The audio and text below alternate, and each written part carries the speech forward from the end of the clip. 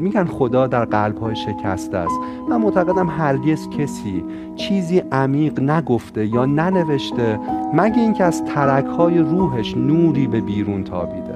خدا از قلب‌های شکسته، از لای ترک‌ها به بیرون میتابه. یه هنری هست در ژاپن به نام کینتسوگی. اینجوریه که این چینی‌ها رو بند میزنن با مفتول.